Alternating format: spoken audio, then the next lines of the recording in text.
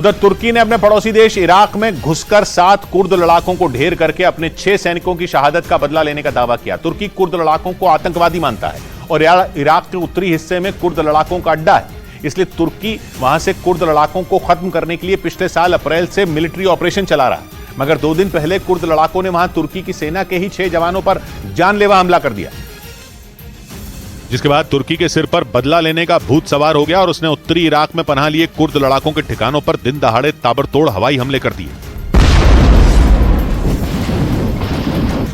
Kurd लड़ाकों को मिट्टी में मिलाने का जिम्मा तुर्की के बारकताश TB2 और अकिंजी ड्रोन ने संभाला।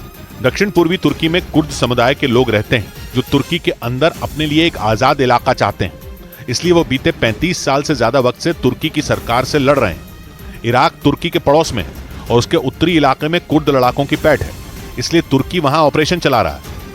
उधर सीरिया के पूर्वी हिस्से में सैनिकों को ले जा रही एक बस पर आतंकी संगठन ISIS ने हमला कर दिया, जिसमें सीरिया के 23 सैनिकों की मौत हो गई, जबकि कई के घायल होने की भी खबर है। और पश्चिमी मीडिया के मुताबिक आतंकी संगठन ISIS के लड़ाकों ने यह हमला घात लगाकर किया। उन्होंने सीरियाई सैनिकों की उस बस पर ताबड़तोड़ फायरिंग की, जिससे उन्हें जवाबी कार्रवाई का भी मौका नहीं मिल सका।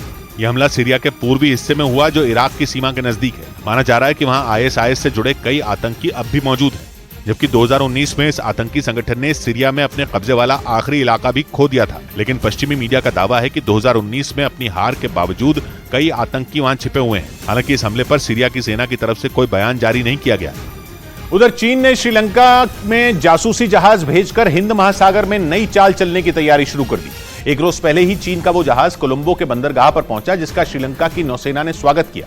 दावा किया गया कि उस जासूसी जहाज पर कई उपकरण और रेडार लगे हैं, जिनकी मदद से चीन हिंद महासागर इलाके में जासूसी करने में जुट गया, क्योंकि चीन का वो जासूसी जहाज श्रीलंका के कोलंबो बंदरगाह पहुंच गया। हालांकि चीन की ओर से दावा किया गया कि उसका जहाज कोलंबो में रिसर्च और सर्वे का काम करने पहुंचा है, जो समुद्र तल का 3D नक्शा बनाने और पानी का तापमान लेने से लेकर हर एक बारीकी को समझने का काम करेगा।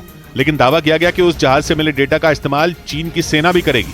इसलिए माना जा रहा है कि उस जहाज के जरिए चीन हिंद महासागर में नजरें गड़ाए बैठा है, क्योंकि खाड़ी देशों से होने वाले ऊर्जा निर्यात का बहुत बड़ा हिस्सा हिंद महासागर से होकर गुजरता है। साथ ही इस इलाके में अमेरिका, ब्रिटेन और भारत समेत कई देशों के सैन्य अड्डे भी हैं। यही वजह है कि चीन वहां अपनी पकड़ मजबूत करना चाहता है। वहीं कांग्रेस ने ऐलान किया कि वो आने वाले चुनाव में राजस्थान में कर्नाटक मॉडल अपनाएगी और वहां भी उसी तरह टिकट बंटवारा होगा, जिसके लिए जयपुर में राजनीतिक मामलों की कमेटी की बैठक हुई, जिसमें अशोक गहलोत और सचिन पायलट समेत पार्टी के 35 नेता शामिल हुए। सूत्र बता रहे हैं कि बैठक में पार्टी आलाकमान ने साफ संदेश दिया कि चुनाव से जुड़े फैसले सामूहिक होंगे और आखिरी फैसला राजनीतिक मामलों की कमेटी का होगा। यानी गहलोत और पायलट के झगड़े के बीच पार्टी ने बड़ा फैसला लिया और कर्नाटक मॉडल अपनाने का ऐलान कर दिया। कर्नाटक का जो मॉडल था वो मॉडल अपनाया जाएगा राजस्थान के अंदर भी। जयपुर में कांग्रेस की राजनीतिक मामलों की कमेटी की पहली बैठक हुई, जिसमें गहलोत और पायलट समेत 35 नेता शामिल हुए। सूत्रों ने बताया कि बैठक में तय हो गया कि टिकट बंटवारे और चुनाव से जुड़े फैसले कमेटी ही लेगी।